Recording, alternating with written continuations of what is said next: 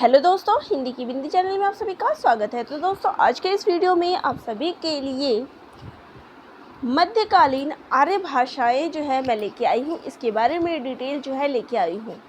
पिछले वीडियो में मैंने आप सभी को प्राचीन आर्य भाषा के बारे में बताया था और उससे पहले भारतीय आर्य भाषा। तो आज का जो हमारा टॉपिक चल रहा है वो है हिंदी भाषा का विकास, जिसके अंतर्गत भारतीय आर्य भाषाओं का किस प्रकार विकास हुआ, ये हम पढ़ रहे हैं।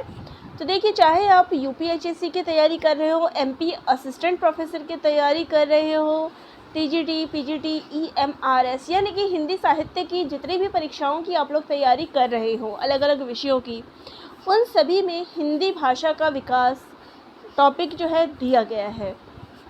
तो ये सभी विद्यार्थियों के लिए महत्वपूर्ण है, ठीक है। और जो पिछले वीडियो के लिंक है जिसमें मैंने भारतीय आर्य भाषाओं का विकास और प्राचीन भारतीय भाषाओं का विकास जो बताया था, उसका लिंक मैं डिस्क्रिप्शन बॉक्स में दे दूंगी, आप वहां से उस वीडियो को देख लीजिएगा।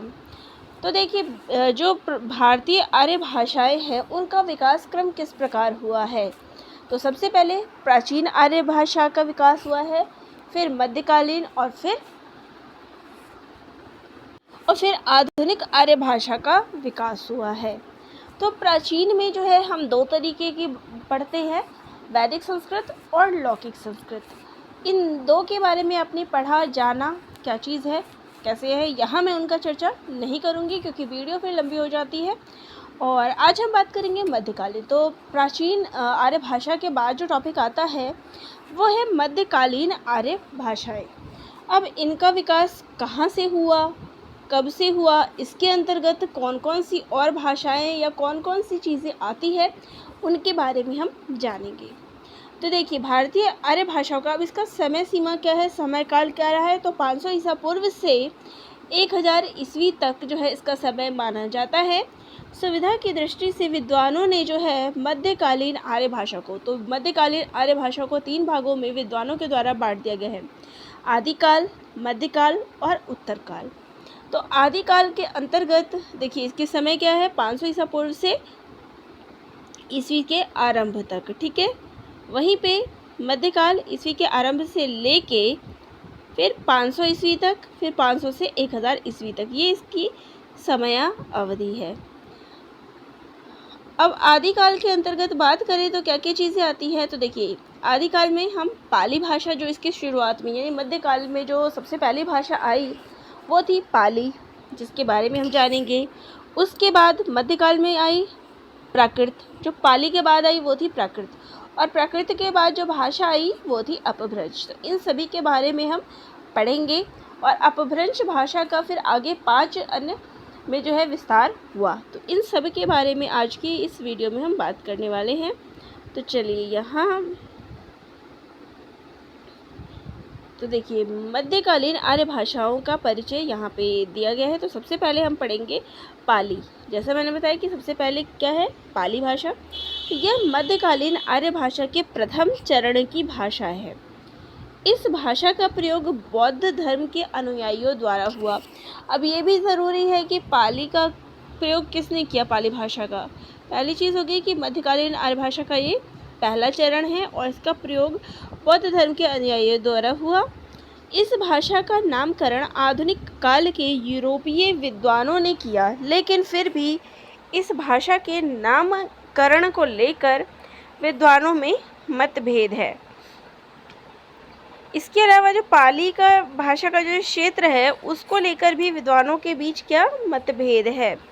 कुछ विद्वान इसे मगध की बोली मानते हैं तो कुछ उज्जैनी की, लेकिन यह ऐतिहासिक सत्य है कि बौद्ध भिक्षुओं ने बौद्ध धर्म के प्रचार प्रसार के लिए पाली भाषा का अधिक से अधिक प्रयोग किया। यानी कि विद्वानों के द्वारा जो है जब ये तथ्य निकाले गए तो अलग अलग चीज़ें जो है सामने आई। कुछ लोग इसको मगध की बोली मानते हैं, कुछ उज्जैन साहित्य की मानते हैं, लेकिन मुख्य रूप से अगर देखा जाए तो इसका विकास, जो पाली भाषा है उसका विकास कहाँ से हुआ है, तो बौद्ध धर्म के द्वारा जो प्रचार प्रसार किया गया वो सारी की क्या थी, पाली भाषा के अंतर्गत की गई थी। तो इसलिए इसको जो है बौद्ध धर्म से संबंधित जो है ये भाषा मानी जाती है कि उनके द्वारा ही इसका प्रयोग किया गया।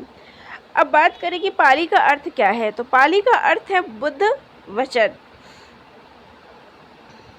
और बुद्ध वचन यानी कि पा रक्त तीति बुद्ध वचन इति पाली, इसमें कहा गया है कि बुद्धों का वचन जो है वो पाली भाषा है होने से यह शब्द केवल मूल त्रिपिटक ग्रंथों यानी पाली भाषा में जो ग्रंथ हुए उनका नाम क्या था, त्रिपिटक ग्रंथ। ठीक है, पाली में ही त्रिपिटक ग्रंथ 3 हैं। अब पाली में क्या है, त्रिपिटक ग्रंथों की रचना की गई और ये त्रिपिटक ग्रंथ जो है वो 3 प्रकार के हैं, सुत्त पिटक, विनय पिटक और अभिधम्म पिटक। ठीक है, तो बौद्ध धर्म के प्रचार प्रसार के उद्देश्य से सम्राट अशोक के पुत्र कुमार महेंद्र त्रिपिटकों के साथ लंका गए। वहाँ लंका नरेश वटगामनी के संरक्षण में थेरवाद का त्रिपिटक यानी कि बुद्ध के जो उपदेशों का संग्रह है वो लिपिबद्ध हुआ। पाली भारत की प्रथम देश भाषा है।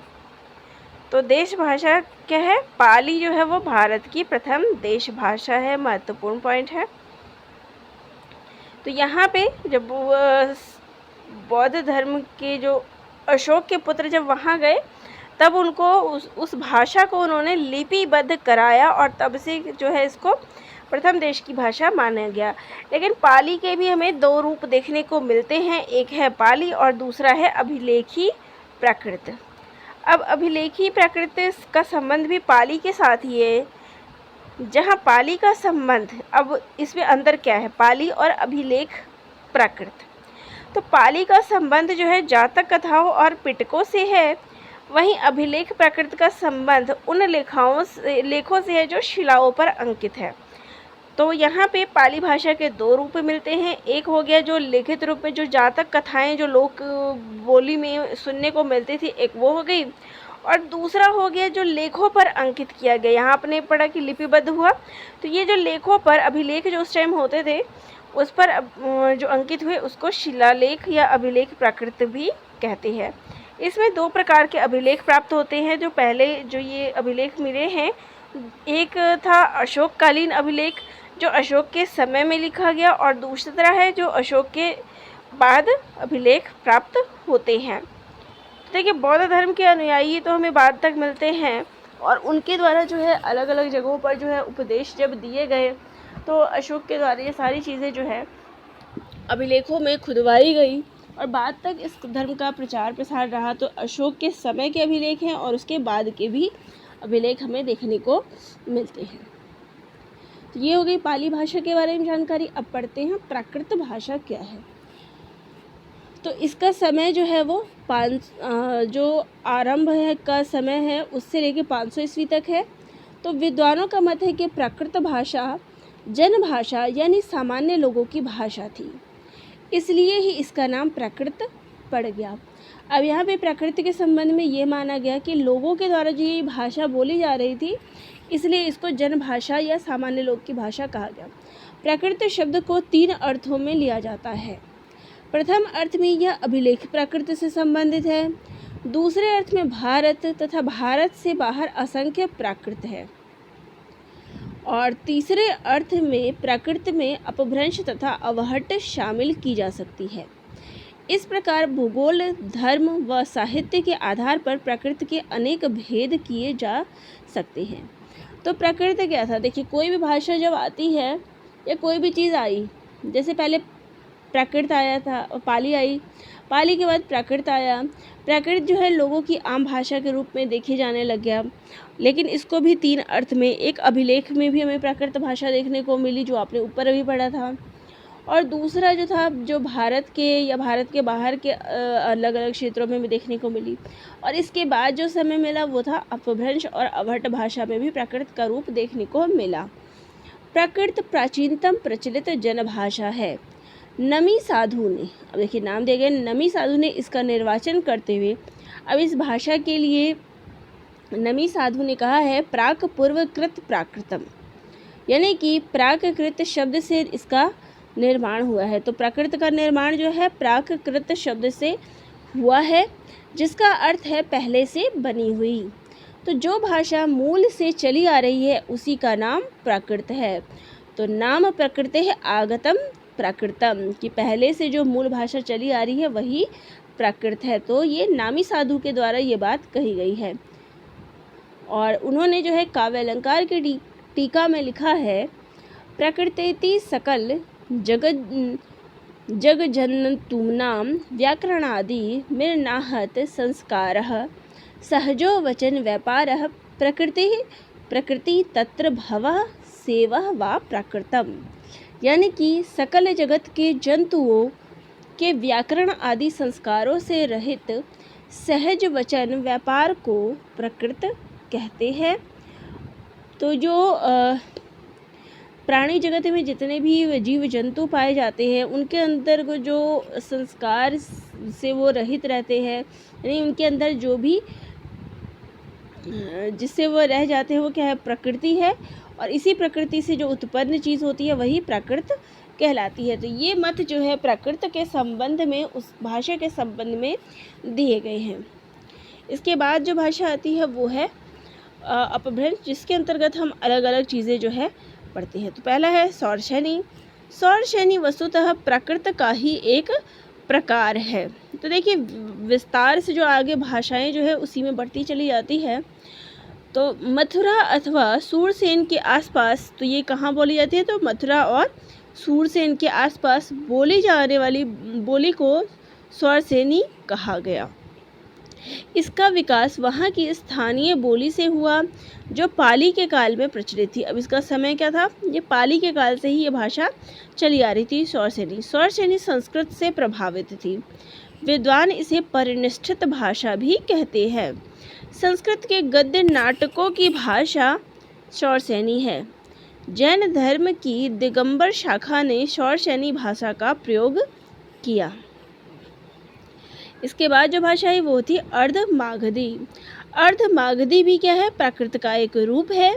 इसका क्षेत्र मागधी बोली और सौरसेनी बोली के बीच की। इसके बाद हम मागधी पढ़ेंगे, तो मागधी और सौरसेनी के बीच की जो बोली है वो अर्धमागधी कही जाएगी। यह बोली कौशल क्षेत्र के आसपास की भाषा थी। अर्धमागधी में मागधी बोली की अनेक प्रवृत्तियां जो है स्पष्ट रूप से देखी जा सकती है और इसी कारण जो इसका नामकरण है वो अर्धमागधी पड़ा। जैनियों ने इस भाषा को, अब जैन के द्वारा क्या ये कहा गया है, तो जैन के द्वारा इस भाषा को आर्ष या आर्षी कहा जाता है अर्धमागधी को। बहुत सा जैन साहित्य अर्धमागधी में रचा गया। नाटकों में भी इसका खूब प्रयोग मिलता है अर्धमागधी भाषा का। अब पढ़ते हैं हम मागधी क्या है। तो मागधी मूलतः मगध के आसपास की भाषा है। तो नाम से याद होता है कि मगध के आसपास की भाषा है। कुछ विद्वान इसका संबंध महाराष्ट्र से भी जोड़ते हैं। कुछ विद्वानों के अनुसार मागधी का जन्म कहाँ से हुआ है, तो सौरसेनी से हुआ है। उधर लंका में पाली को ही मागधी कहा जाता है। मागधी में कोई स्वतंत्र साहित्यिक रचना जो है वो प्राप्त नहीं होती है। संस्कृत नाटकों के निम्न पात्र ही इस भाषा का प्रयोग करते हैं। इसे गौड़ीय भी कहा गया है। तो मागधी को जो है गौड़ीय कहा गया है। इसके 4 रूप प्रसिद्ध है, बाहलिकी, ढक्की, शाबरी और चांडाली। अब बात करते हैं अपभ्रंश भाषा की। तो अपभ्रंश प्राकृतकालीन जन भाषा का विकसित रूप है। तो जो प्राकृत भाषा थी वो उसी का विकसित रूप क्या बना, अपभ्रंश। इसका समय प्राकृत के बाद का है। प्राकृत का समय ईसा के आरंभ से लेके 500 तक माना जाता है। तो अपभ्रंश का समय 500 से 1000 ईस्वी तक है। तो ये कब आई थी, प्राकृत के बाद। अपभ्रंश को क्या कहा जाता है, अवहंस। इसको अलग अलग नामों से भी पुकारा जाता है और इसको ही आभीरी, ग्रामीण भाषा और देशी भाषा भी कहा जाता है। अधिकांश जैन साहित्य जो है अपभ्रंश भाषा में रचे गए। स्वयंभू को अपभ्रंश का वाल्मीकि कहा जाता है। अपभ्रंश मध्यकालीन भारतीय आर्य भाषा और आधुनिक आर्य भाषाओं के बीच की कड़ी है। इसलिए विद्वानों ने अपभ्रंश को एक संधिकालीन भाषा कहा है। तो देखिए नीचे के जितने पॉइंट्स हैं वो सारे ही आप सभी के लिए महत्वपूर्ण हैं। पहली आ जाती है अपभ्रंश की समय सीमा क्या है, इसको किन किन नामों से जाना जाता है, अवहंस, अभीरी, ग्रामीण भाषा, देसी भाषा। अब जो जैन साहित्य है वो कौन सी भाषा में मिलते हैं, तो अपभ्रंश में। स्वयंभू को क्या कहा जाता है, अपभ्रंश का वाल्मीकि। उसके बाद अपभ्रंश जो है मध्यकालीन और आधुनिक आर्य भाषाओं के बीच की कड़ी है ये प्रश्न इस पे आ सकता है। इसके अलावा अपभ्रंश को संधिकालीन भाषा भी कहते हैं। तो ये सारी चीज़ें इम्पॉर्टेंट है आपकी परीक्षा के लिए। भर्तृहरि के वाक्य पदीयम के अनुसार सर्वप्रथम व्याड़ी ने संस्कृत के मानक शब्दों को भिन्न संस्कारच्युत, भ्रष्ट और अशुद्ध शब्दों का अपभ्रंश की संज्ञा दी। तो भर्तृहरि ने इसको अशुद्ध शब्दों को, ये जो थे, उनको अपभ्रंश कहा है। तो भर्तृहरि ने लिखा है, शब्द संस्कार हीनो यो गौरिति प्रयुक्षते तम प्रभंश मिच्छति विशिष्टार्थ निवेशनम। यानी कि अपभ्रंश के सबसे प्राचीन उदाहरण भरत मुनि के नाट्य शास्त्र में मिलती है। तो ये जो है कथन भर्तृहरि के द्वारा कहा गया है। इसके अलावा भरत मुनि ने भी अपने नाट्य शास्त्र में अपभ्रंश के विषय में कहा है और उन्होंने अपभ्रंश को विभ्रष्ट कहा है। तो किसने क्या कहा है ये इम्पॉर्टेंट हो जाता है। तो भर्तृहरि ने इसको अपभ्रंश की संज्ञा दी थी कि अशुद्ध शब्द जो है वो अपभ्रंश हो गए। वहीं पे भरत मुनि ने इसको विभ्रष्ट कहा है। डॉक्टर भोलानाथ तिवारी और उदय नारायण तिवारी के अनुसार भाषा के अर्थ में अपभ्रंश शब्द का प्रयोग चंड यानी कि 6ठी शताब्दी ने अपने प्राकृत लक्षण ग्रंथ में किया है। आचार्य रामचंद्र शुक्ल के अनुसार, तो ये बात डॉक्टर भोला नारायण नाथ तिवारी और उदय नारायण तिवारी ने इसको बताया है कि इसका प्रथम प्रयोग जो है चंड के द्वारा किया गया है। आचार्य रामचंद्र शुक्ल के अनुसार अपभ्रंश नाम सबसे पहले वल्लभी के राजा धारसेन द्वितीय के शिलालेख में मिलता है, जिसमें उसने अपने पिता गुहसेन को संस्कृत, प्राकृत और अपभ्रंश तीनों का कवि कहा है। तो शुक्ल जी ने क्या कहा है इम्पोर्टेंट हो जाता है। कई बार परीक्षा में शुक्ल जी से संबंधित ज़्यादा ही प्रश्न आते हैं। तो इन्होंने जो है अपभ्रंश नाम सबसे पहले बताया है कि वल्लभी के राजा धारसेन द्वितीय के शिलालेख में मिलता है। ठीक है। भामह ने काव्यालंकार में अपभ्रंश को संस्कृत और प्राकृत के साथ एक काव्योपयोगी भाषा के रूप में वर्णित किया है। तो भामह ने कहा है, संस्कृतम प्राकृतम चान्यद अपभ्रंश इति त्रिधा। वहीं पे किशोरीदास वाजपेयी ने अपभ्रंश को कोणकण भाषा कहा है। तो उन्होंने कोण भाषा कहा है। आचार्य दंडी ने काव्यादर्श में समस्त वाडम्य को संस्कृत, प्राकृत, अपभ्रंश और मिश्र इन चार भागों में जो है इन्होंने बांटा है। तदेतद वाडम्यम भूयः संस्कृत प्राकृतम तथा अपभ्रंश्च मिश्रञ्चेत्याहुष्य चतुर्विधम्। आचार्य दंडी ने काव्यादर्श को में जो है उन्होंने अपभ्रंश को क्या कहा है, आभीर कहा है। तो यहाँ मुख्य यही हो जाएगा कि किसने क्या कहा है। तो दंडी ने क्या कहा है, आभीर कहा है। अपभ्रंश को विद्वानों ने विभ्रष्ट, आभीर, अवहंस, अवहट, पटमंजरी, अवहत, औहट, अवहट आदि नामों से जो है पुकारा है। तो किन किन नामों से पुकारा है यहाँ महत्वपूर्ण हो जाता है। अपभ्रंश भाषा का विकास 500 से 1000 ईस्वी के मध्य हुआ है और इसमें साहित्य का आरंभ 8वीं सदी। तो इसका आरंभ तो यहाँ से है, लेकिन जो साहित्य का आरंभ है वो 8वीं सदी स्वयंभू कवि से हुआ है, जो 13वीं सदी तक जो है जारी रहा। अपभ्रंश शब्दों का यो तो शाब्दिक अर्थ होता है, क्या होता है, तो पतन होता है। तो अपभ्रंश का पतन होता है, किंतु अपभ्रंश साहित्य से अभिष्ट है। तो ये क्या है, साहित्य से संबंधित है। तो इसका अर्थ हो जाएगा प्राकृत भाषा से विकसित भाषा विशेष का साहित्य। तो जो भाषा प्राकृत से के बाद जो उसका विकसित रूप कही जा सकती है, तो वो भाषा अपभ्रंश कही जाती है। अब बात करते हैं अपभ्रंश के प्रमुख रचनाकार कौन कौन हैं। तो स्वयंभू, जिनको अपभ्रंश का वाल्मीकि कहते हैं, उन्होंने पौमचर्यों की रचना की। इसके बाद धनपाल भविष्यत कहा, अपभ्रंश का पहला प्रबंध काव्य। इसके बाद पुष्पदंत, महापुराण और जसहरचर्यु, सरहपा, कण्हपा आदि सिद्धों की रचनाएं, चर्यापद, दोहाकोश आदि। तो ये सारी रचनाएं और रचनाकार जो हैं अपभ्रंश से संबंधित है। चलिए अब बात करते हैं अवहट्ट की। तो अपभ्रंश के साथ साथ अवहट्ट का उल्लेख करना भी आवश्यक है। तो अब जब आपने अपभ्रंश पढ़ा है तो इसके साथ अवहट्ट को भी पढ़ते हैं। तो अपभ्रंश अवहट्ट क्या है? तो अवहट्ट क्या है? अपभ्रंश से जो विकसित रूप आया था वो अपहट्ट कहा जा सकता है। अपभ्रंश तथा और इसके साथ ही एक और चीज़ आ जाती है कि अपभ्रंश जो है कब आया था? मध्यकालीन में, और अवहट्ट जो है वो आधुनिक काल में। तो जो अवहट्ट है वो अपभ्रंश और आधुनिक भाषाओं की संधिकालीन भाषा, यानी इसको जोड़ने का काम अपभ्रंश और आधुनिक आर्य भाषाओं को जोड़ने का काम अवहट्ट ने किया है। विद्यापति की कीर्तिलता और कीर्तिपता का जो रचनाएं हैं वो अवहट्ट भाषा में रचित है। अवहट्ट भाषा को आधुनिक भाषाओं की जननी कहा जाता है। तो ये इम्पोर्टेंट हो गया। इसके भी दो रूप प्रसिद्ध हैं, पूर्वी तथा पश्चिमी। दोनों रूपों में जो है साहित्य की रचनाएं की गई है। तो मध्यकालीन आर्य भाषाओं का समय 500 से ईसा पूर्व तक है। इन 1500 वर्षों के काल में अनेक भाषाओं का उद्भव और विकास हुआ। पाली, प्राकृत, शौर्षणी, अर्धमागधी, मागधी, अपभ्रंश तथा अवहट्ट मध्यकालीन आर्य भाषाएं हैं। ये भाषाएं आधुनिक आर्य भाषाओं की पृष्ठभूमि जो है तैयार करती है। यानी कि ये नहीं कह सकते कि कोई भी चीज़ तुरंत ही आ जाती है, ये उसकी पृष्ठभूमि है, एक नींव है आधुनिक आर्य भाषाओं की। ये भाषाएं आई तभी इसके बाद जो है आधुनिक आर्य भाषाओं का जन्म हुआ।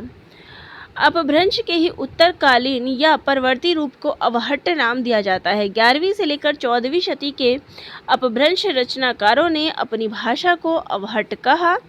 अवहट्ट का सर्वप्रथम प्रयोग जो है ज्योतिरीश्वर ठाकुर ने अपने रचना वर्ण रत्नाकर में किया, और इसके अलावा प्राकृत पैंगलम के टीकाधर वंशीधर ने अवहट्ट जो है इसको माना है। संदेश रासक, मैथिल कोकिल कृत, कीर्तिलता की भाषा भी अवहट्ट में है। अद्दामाण और विद्यापति ने अवहट्ट जो है अवहट्ट में रचनाएं की है। अवहट्ट को अपभ्रंश और पुरानी हिंदी के बीच की कड़ी माना जाता है। तो जो अपभ्रंश है और पुरानी हिंदी है उनके बीच जो भाषा आई थी वो है अवहट्ट, यानी इन दोनों को जोड़ने का काम जो है वो अवहट्ट करती है।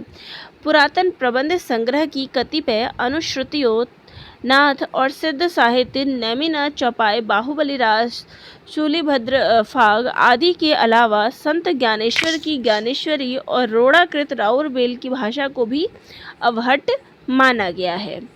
खड़ी बोली हिंदी के भाषिक और साहित्यिक विकास में जिन भाषाओं और बोलियों का योगदान रहा है उनमें अपभ्रंश और अवहट्ट दोनों ही भाषाएं सम्मिलित थी। तो ये जो है अवहट्ट भाषा का योगदान था। अब बात अगर करें कि अपभ्रंश और अवहट्ट का व्याकरणिक रूप क्या है, इसका संबंध क्या है अपभ्रंश और अवहट्ट का, तो अपभ्रंश जो है कुछ कुछ और अवहट्ट बहुत कुछ वियोगात्मक भाषा बन रही थी। अर्थात विकारी शब्दों, संज्ञा, सर्वनाम, विशेषण और क्रिया का, यहाँ पर ये संज्ञा है, का रूपांतरण संस्कृत की विभक्तियों से मुक्त होकर परसर्गों और स्वतंत्र शब्दों या शब्द खंडों की सहायता से होने लगा था। तो ये कैसी भाषा थी? वियोगात्मक भाषा थी, और इसमें जो है स्वतंत्र शब्दों की जो है शब्द जो है तैयार होने लगे।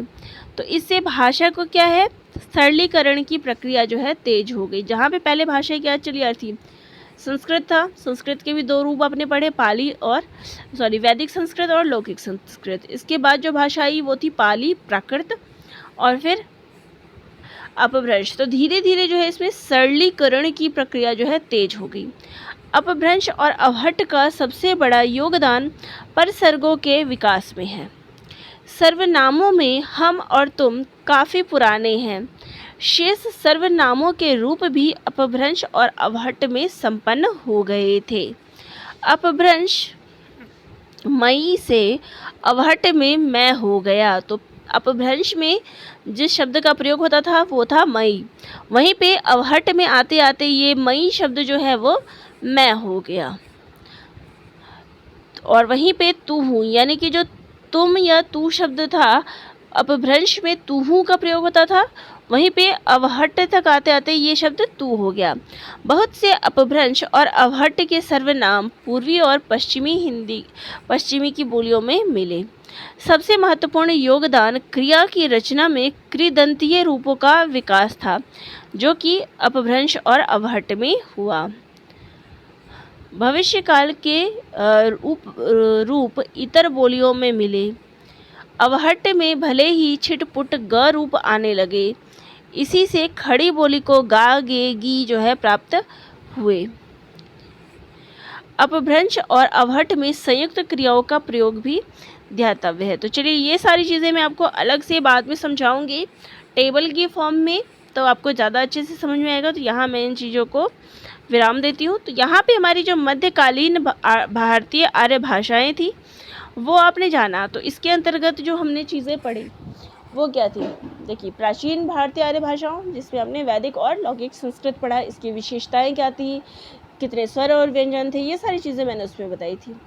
वहीं पे आज के वीडियो में अपने क्या पढ़ा, पाली भाषा, प्राकृत भाषा और फिर अवहट्ट भाषा। तो किस तरीके से अलग अलग भाषाओं का योगदान हुआ, कहाँ से क्या चीज़ें आई, किन किन चीज़ों का इसमें योगदान रहा। तो ये सारी चीज़ें आपने आज के इस वीडियो में पढ़ी। तो वीडियो अच्छी लगी हो तो चैनल को लाइक, शेयर और सब्सक्राइब करिएगा। और कोई जानकारी चाहिए किसी टॉपिक से संबंधित तो कमेंट बॉक्स में कमेंट ज़रूर करिएगा। धन्यवाद।